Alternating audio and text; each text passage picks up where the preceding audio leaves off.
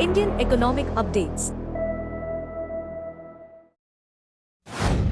The Integral Coach Factory in Chennai has been tasked with locally manufacturing to standard gauge bullet trains this fiscal year for the 1.8 lakh rupees crore Mumbai-Ahmedabad high-speed rail corridor. This marks India's first domestically produced trains capable of reaching 250 kmph.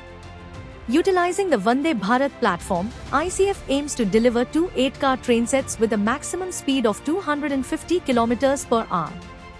Talks with Japanese suppliers, including Hitachi and Kawasaki, have stalled over pricing, prompting this local initiative. Originally, Japanese suppliers were preferred due to a loan from Japan International Cooperation Agency. Experts predict ICF will need 3 to 4 years to meet this challenge.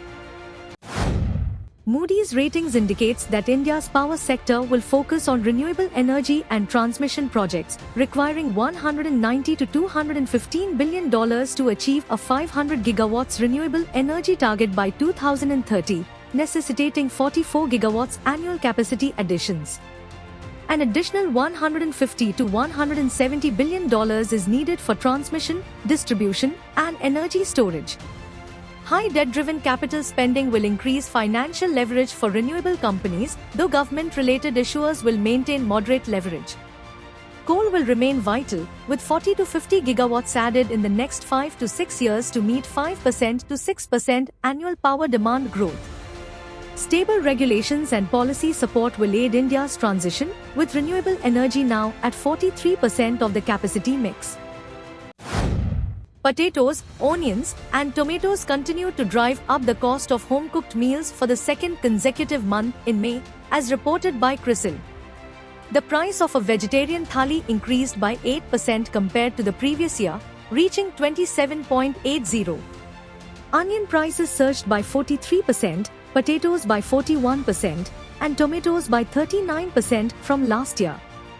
Additionally, rice saw a 13% rise, and pulses rose by 21%.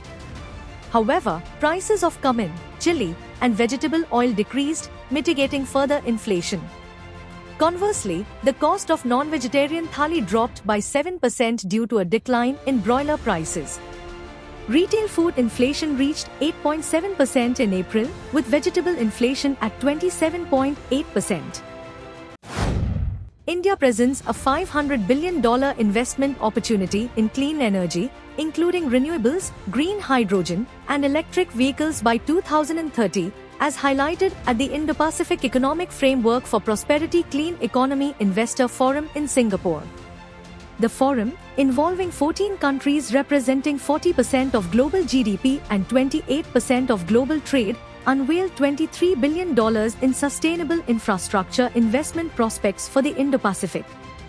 India, part of the framework but yet to formally sign agreements due to ongoing domestic processes, showcased 4 companies for energy transition pitches and 10 startups for climate tech solutions. Demand for work under the Mahatma Gandhi National Rural Employment Guarantee Scheme declined for a 7th consecutive month in May, signaling improved economic conditions at the onset of the new fiscal year. Around 37.46 million individuals and 27.18 million households sought employment, marking a 12.1% and 14.3% decrease respectively compared to the previous year. Heatwaves and a possible temporary funding delay during elections may have contributed to the drop in demand. Despite this, high-frequency indicators suggest sustained economic momentum, with GST collections rising by 10% in May.